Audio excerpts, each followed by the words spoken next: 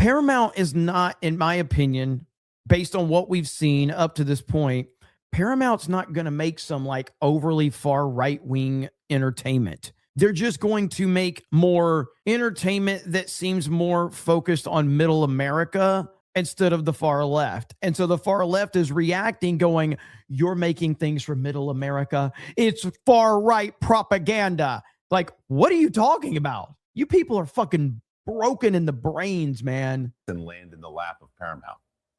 I mean, there are basically two things happening here. One is that the Ellisons and Paramount needed Warner more. Paramount is it's seen in the industry as too small to survive on its own. It's got it's got Yellowstone, it's got a couple of properties. They have some football, but in this world of these streaming apps, like how many apps are you going to have on your phone, and do you have Paramount Plus? And so they felt that they just need Warner, need HBO Max. So forget these clowns for a minute. I just kind of wanted to show you the way that they are approaching it.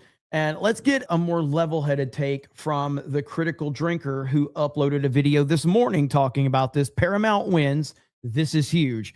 This is a huge shift culturally, and not for the reasons that the left-wingers are saying either. And call me Shirley, because this story seems to have more twists and turns than an Agatha Christie novel. Just when you thought it was all over, along comes a last-minute play to completely change the game. It seemed like only yesterday I was reporting on the sale of Warner Brothers to Netflix after an intense bidding war with Paramount in a $100 billion mega deal that seemed to signal a shift in the balance of power in Hollywood's. The beginning of the end for both the studio system and the theatrical release model, as all the major players were slowly being gobbled up and absorbed into the streaming giants. And it should be noted that this is not just a conservative situation or a Trump administration situation.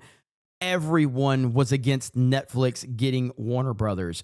Most Hollywood creatives, most of the actors, everyone seemed to be against Netflix in this situation. Now, of course, the narrative is going to flip because, of course, you have Orange Man Bad involved in it. But if you go back to when it looked like Netflix was going to get Warner Brothers, everyone was against this, politics aside. And that is going to get lost in all of this now, because now the whole narrative is flipped that conservatives and Trump own all of entertainment and media now. Interesting how that has suddenly shifted. They had no problem when the left had control of it, but now suddenly, and I don't even think this is conservatives controlling it. This is just someone that doesn't line up with the far left-wing craziness, and so everybody's freaking out. But then Paramount took a look at the situation and decided, maybe so, sir. But not today. and promptly upped their bid to a frankly ludicrous $111 billion, at which point Netflix decided, yeah, fuck that, bro, we're out. And just like that, Paramount had pulled victory from the jaws of defeat, seeing off Netflix in an exercise of raw financial power. But what the hell does this even mean for the future of filmmaking, theatrical releases, and the massive slate of IPs and divisions under the Warner Brothers umbrella? Because let's not mince words here, Paramount now control a pretty massive slice of the media landscape. Not just entertainment IPs, movies and TV shows, but news networks as well. What are they going to do with all this power and influence?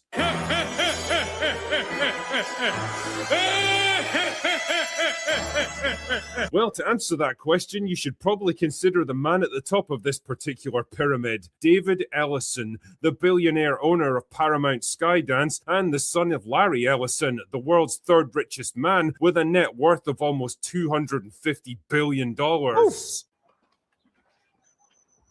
Fuck. Ellison started in the industry by founding Skydance Media back in 2006 with nothing more than a little elbow grease, some can-do attitude, and yes, a massive infusion of money from his dad's. What can I say, man? Having the world's third richest man as your father probably has a few perks. Probably. Anyway, fast forward a couple of decades, and David was keen to expand his business empire, and one quick and efficient way to do that was to buy out the struggling Paramount Pictures, which was the studio equivalent of a fixer-upper. It It had lots of valuable IPs and networks under its control, but years of bad decisions and corporate restructures meant that it no longer had the resources and confidence to exploit them. That's great and all, but you might think that the FCC would have a thing or two to say about such a huge merger of corporations, especially when it comes to news channels like CBS on the line. Not to worry though, because as it turns out, David is good pals with the man in the White House, and I kind of like to imagine the conversation played out something like this. What do you want? Hey Don, any chance you could lean on the FCC and get them to approve that Skydance merger for me? I sure would appreciate it, buddy. I don't know about that, Dave. People might have questions. Well, if you could make this happen, I'll fire everyone at CBS and replace them with people who only say nice things about you. Consider it done.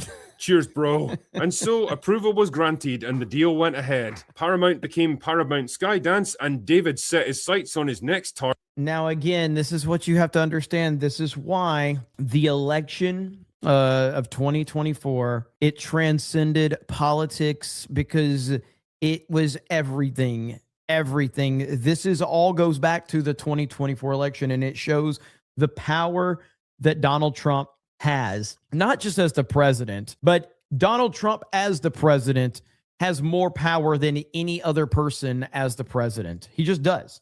Target. Warner Brothers, another studio with a shitload of potential and a ton of IPs that it's mostly too stupid or too incompetent to properly exploit. And funnily enough, another news network in need of, reconfiguring. Ahoy there? Don, it's me again. Listen, you know how you pulled some strings at the FCC for that Paramount merger? Well, I could use your help again. I'm buying Warner Brothers this time. I don't know if I can do this a second time, Dave. They have CNN.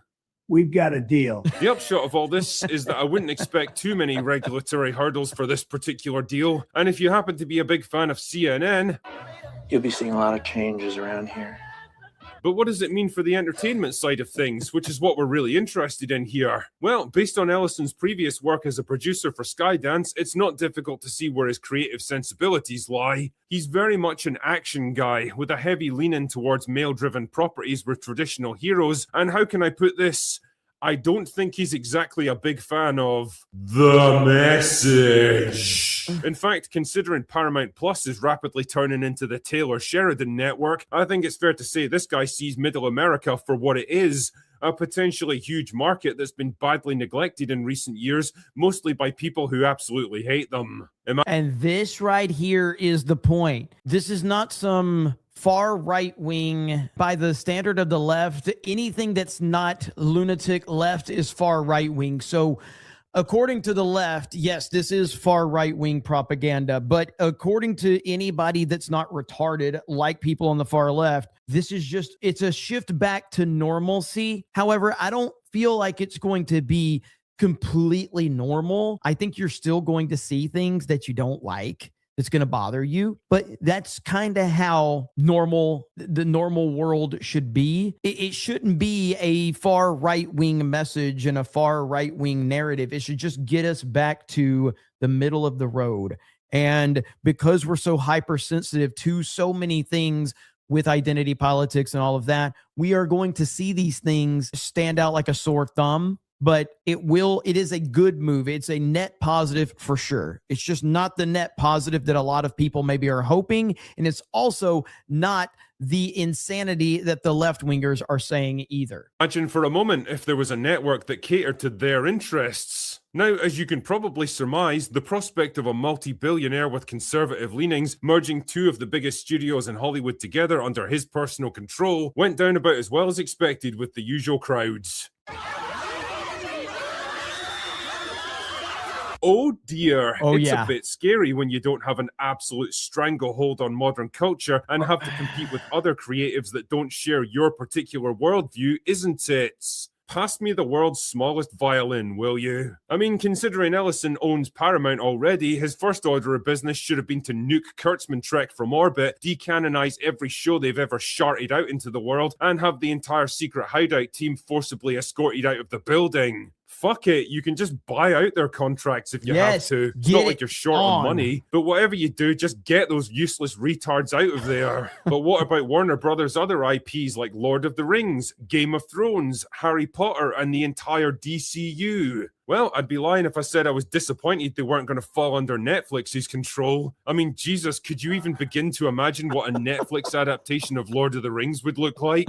We may just have dodged the biggest bullet in entertainment history. Wouldn't get too comfortable in that Warner Brothers office if I were you, James. That being said, I'm not going to pretend that this is an ideal outcome by any stretch, and I don't particularly love the idea of independent studios merging together into homogenous mega corporations, because let's be honest, it's bad for competition and bad for creativity. But on the other hand, if ever there was a definitive signal that the age of identity politics and the message has come to an end in Hollywood, I think this just might be it. It is. I mean, the shift we have seen in recent years is pretty incredible. And I think it's going to take still more time for sure for us to really see this, because I mean, even like Twitter is a perfect example. When Elon bought Twitter, he cleaned house. At least that's what we perceived it. Elon is going to clean house and it's going to be this amazing place, yada, yada, yada. But that's not really like Twitter is better, certainly is better, but it's not like the most incredible thing ever. Twitter still has a ton of problems. There's a ton of censorship still on Twitter, and it's still just not what we all hoped it to be. And I think that's what this Paramount thing will ultimately become, is going to be something that there's still going to be a ton of problems, and people that have high expectations for this to be a MAGA right-wing movement are going to be disappointed. And the people on the left, well, I mean, they're already mentally retarded and they are going to be disappointed no matter what. So they're going to invent this is some right-wing narrative already. So it really doesn't matter what those freaks think. But then you're going to have people in the middle. And like I said, with Twitter, we constantly point out how terrible Twitter is and all of the problems. And that's just kind of the nature of the beast. But Twitter is still better than it was under Jack Dorsey. Even though it has a ton of problems, it's still better. It's not as, the gap in between what they were is not what we expected it to be, but it's still better. That's what you're going to get with Paramount. You're going to have people that want this to be so much better than it is. And then you're going to have people so disappointed that they're not going to be able to realize that while this is better, it's not what you wanted, but it's so much better than what came before it. And that's where I think we're going to fall. So we'll see. Great experiment that's decimated pop culture for the past decade is well and truly over. Good fucking riddance. The only question now is, when can the age of rebuilding begin? Anyway, that's all I've got for today. Go away now. Good stuff from the drinker. And of course, we do have, stuff on Geeks and Gamers about this, full coverage of everything that's going on, because it is a huge story in the world of not just entertainment, but pop culture and so many other. This is going to affect everything, for better or for worse. It will affect everything. So we shall see.